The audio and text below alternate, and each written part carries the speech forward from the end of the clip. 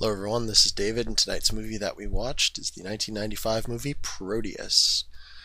Now, after watching this film, the first thing that came to my mind is this is a poor man's copy of John Carpenter's The Thing. The monster is very similar in a lot of ways to the creature in that film, and the plot is similar in many ways. Well, similar tangentially. Sadly, they did not pull off the well-developed characters, the isolated, the feelings of isolation and desolation, or any of that stuff particularly successfully. Which is kind of disappointing. This is basically like bottom of the basement. No, not really bottom of the basement, because there is some skill here in terms of the special effects, but at the end of the day, it's a B movie. It's nothing all that great. I wouldn't write home about it. So let's talk about Proteus for a little bit, or Charlie as he's called in the movie. Proteus is apparently something else that I'll go into as I talk about it. So Proteus slash Charlie is originally a great white shark, who is the only being to properly incorporate this created microbe called Proteus. And apparently what Proteus does is it's basically like The Thing from John Carpenter's The Thing. It takes over your body and alters your tissue so you can shapeshift into whatever you want. The one flaw with it is they found that originally they couldn't control Charlie at all. They found that heroin was the only thing that could really stop him, slow him down, if you will, which is interesting. So he has the ability to shapeshift into people he's possessed. He can take on a horrid form. He's stronger than a normal person. He has knowledge. It's kind of weird.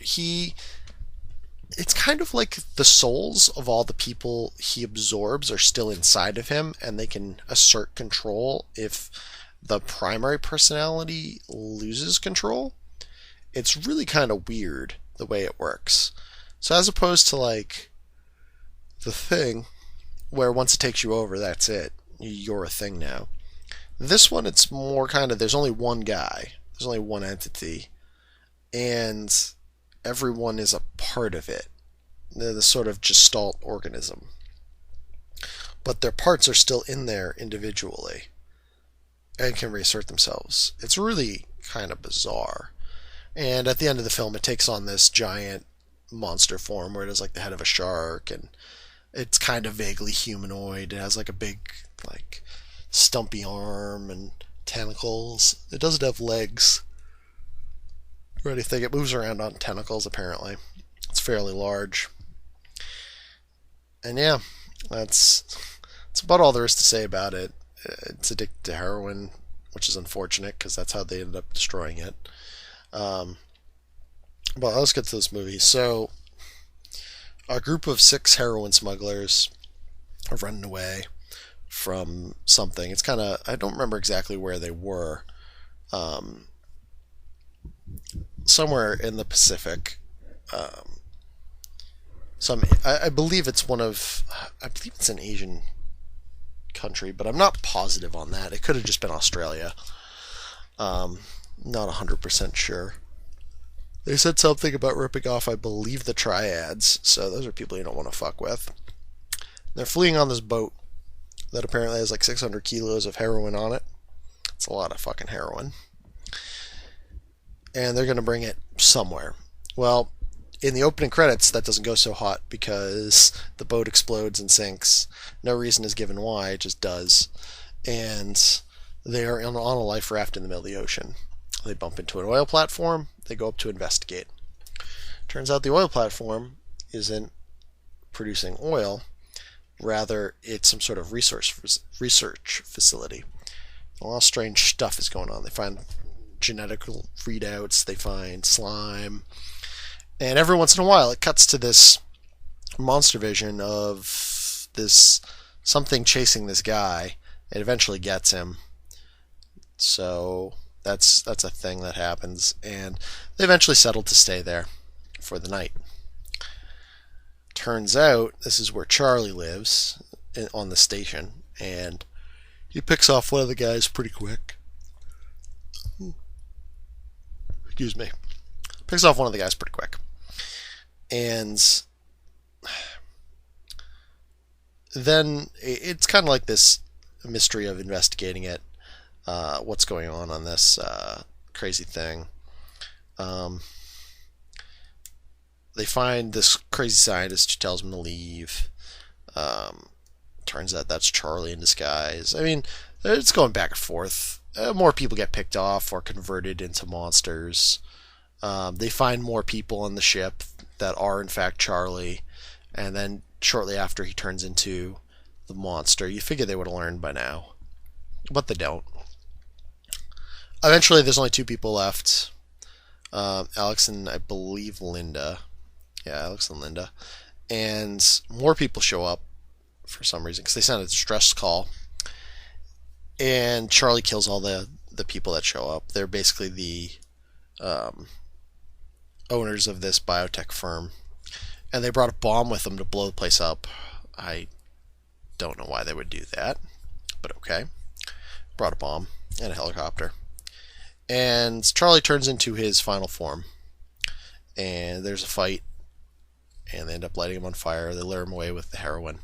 As a note, you can hear the voices of all the people he's consumed screaming inside of him when he takes his final form, which is kind of disconcerting and kind of strange at the same time. I don't know why that happens, but apparently it does.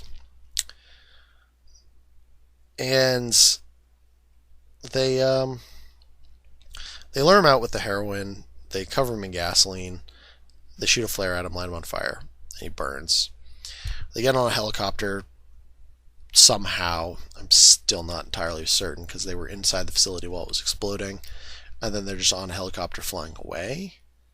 Maybe I missed something, but I don't think I did. So that cut is just really weird and awkward.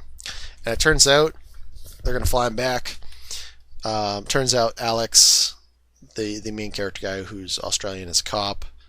He's not sure if he's going to arrest Linda, fly back, but the pilot, it zooms into the pilot's eyes, which roll over black, which suggests it's Charlie. So Charlie's not dead. Well then, that's a thing. And that is Proteus. The plot is pretty simple. Honestly, if you want to see this movie, see its better version. Go watch The Thing.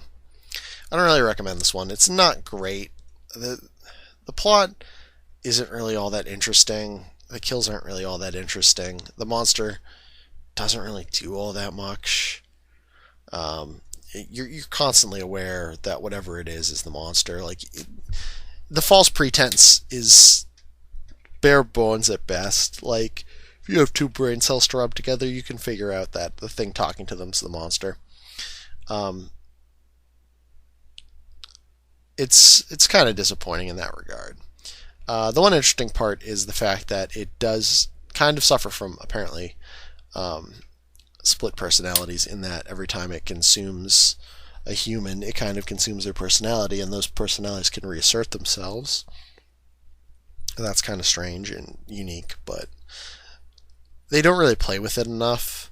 They kind of play with it, like it's a thing that definitely is happening, but at the same time, it doesn't make the villain more menacing or horrifying. It just makes it more, it humanizes it more, which unfortunately doesn't make it better. It just makes it kind of silly.